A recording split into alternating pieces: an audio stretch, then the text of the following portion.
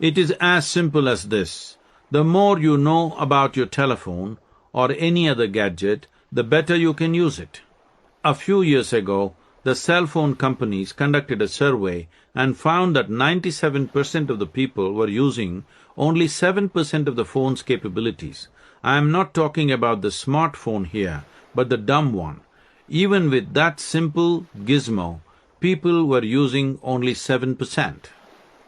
Now, as we have already said, this body of yours is the ultimate machine, the perfect state-of-art gadget. What percentage of this machine do you think you are employing? Well below 1%. To conduct your life in the material world, to ensure your survival, you do not need even 1% of the body's capabilities. We are doing all kinds of trivial things with it because right now our whole perception of life is limited to the physical nature of existence.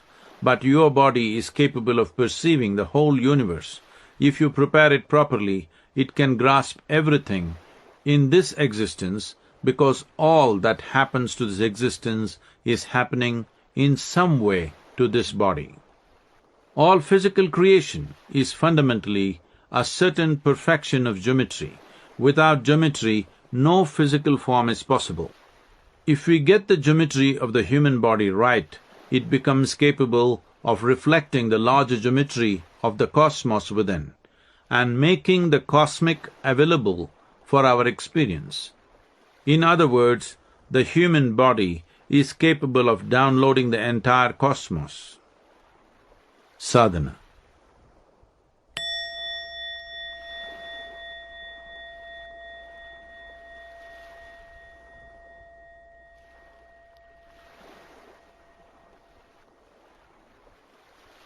Sit in a comfortable posture with your spine erect and, if necessary, supported. Remain still. Allow your attention to slowly grow still as well. Do this for 5 to 7 minutes a day. You will notice that your breath will slow down. What is the significance of slowing down the human breath? Is it just some respiratory yogic acrobatics? No, it is not. A human being breathes 12 to 15 times per minute, normally. If your breath settles down to 12, you will know the ways of Earth's atmosphere. That is, you will become meteorologically sensitive. If it reduces to 9, you will know the language of other creatures on this planet. If it reduces to 6, you will know the very language of the earth. If it reduces to 3, you will know the language of the source of creation.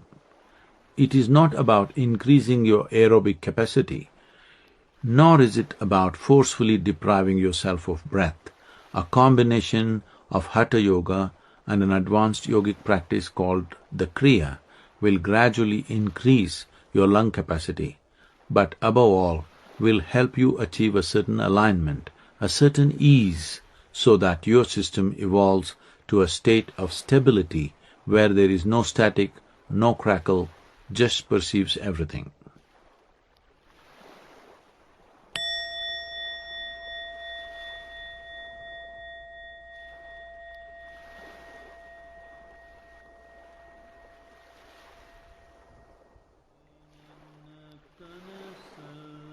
Intensity of inactivity.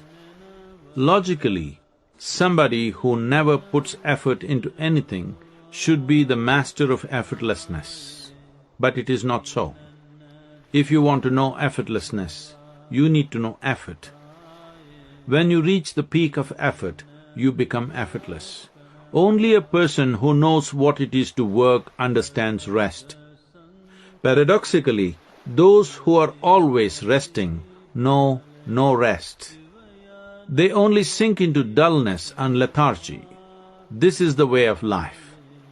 For the Russian ballet dancer Nijinsky, his entire life was dance. There were moments when he would leap to heights that seemed humanly impossible.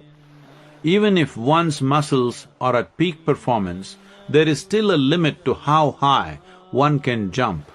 But in some moments, he would seem to transcend even that limit. People often asked him, "How do you manage this?" He said, "There is no way I can ever do it. When Nijinsky is not there, only then it happens." When someone is constantly giving 100%, a point comes when one surpasses all limits and reaches total effortlessness.